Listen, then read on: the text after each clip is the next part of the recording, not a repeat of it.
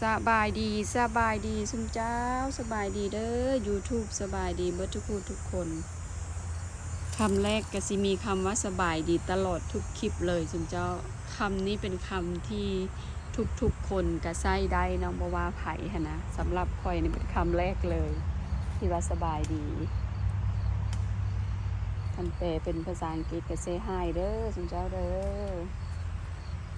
ภาษาลาวก็สบายดีนะภาษาไทยก็สวัสดีบอกคันว่าเว้าภาษาไทยบ่ถูกก็ขอโทษเด้อซุมเจ้าเด้อมาลงสวนกันตามเคยเบิ่งมักทั่วค่อยซุมเจ้านี่นะทั่วลายแค่แม่นบิดนี่ก็ได้หลายเติบเด้อซุมเจ้าแต่ว่าหน่วยที่มันอวบๆใหญ่ๆแก่ๆนี่ค่อยแม่นเอาแนวอันนี้แม่นเอาแนวแม่นเอาในมันหั่นนะคือแนวนี้เฮาก็เก็บกินได้หั่นนะซุมเจ้าแต่จะบ่ได้เก็บกล้องกะจีปิ่นไปปิ่นมานะซุมเจ้ามาในข้างมักบวบแล้วก็มักเพชรตามเคยมื้อนี้สิมามาตัดลำค่าเพราะว่ามีผู้เฒ่าเพิ่นขอมาซุมเจ้าเพิ่นขอมาเพิ่นเห็นค่อยปลูกข่าปลูกหัวจิงไข่นะแล้วเพิ่นขอเพิ่นอยากเพิ่นว่าค่อยก็เลยสิมา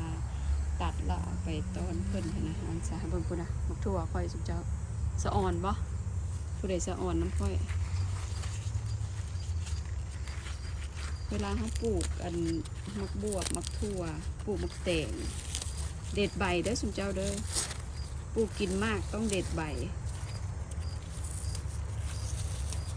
ลองเบิ่งเด้อซุมเจ้าเด้อลองเฮ็ดเบิ่งเด้อ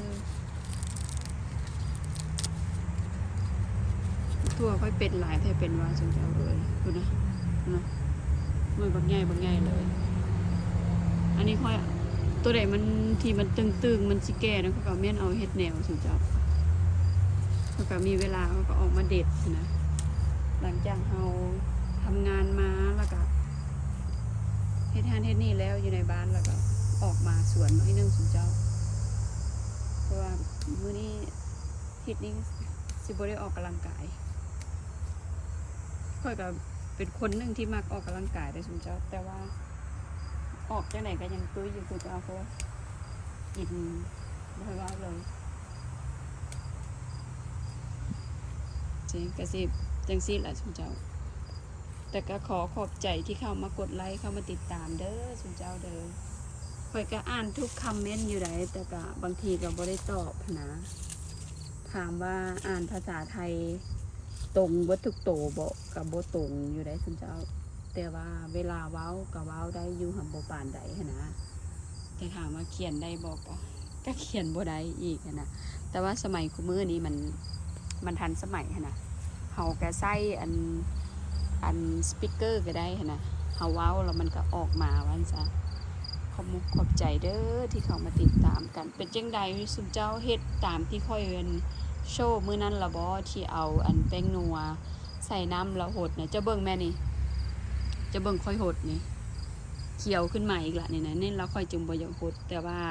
จุมเจ้าขอร้องมาค่อยก็เลยเฮ็ดให้เบิ่งเนาะว่าเฮ็ดแนวใดหั่นนะเพราะว่ามันเดือนนี้มันเป็นเดือน9เดือน10แล้วมันเฮาเริ่มสิได้ถังต้นมักเพชรสิได้เก็บต้นทีสำคัญเข้าบ้านเพราะว่าค่อยอยู่ลัดหนาวนะเห็นบ่ค่อยหดแป้งนัวไปมื้อนั้นมันก็สิป่งดอกขึ้นมาหดทุกทิศได้ซุมเจ้าทุกทิศให้ย้ำว่าทุกทิศว่าจ้ะใส่ไปโลดทุกทิศแล้วเจ้าสิเห็นผลบางสูตรเพิ่นก็จะปนหลายอย่างเนาะ M150 บ่อีหยังบ่แต่ลองสูตรของค่อยก่อนหั่นนะคันว่าเจ้ามี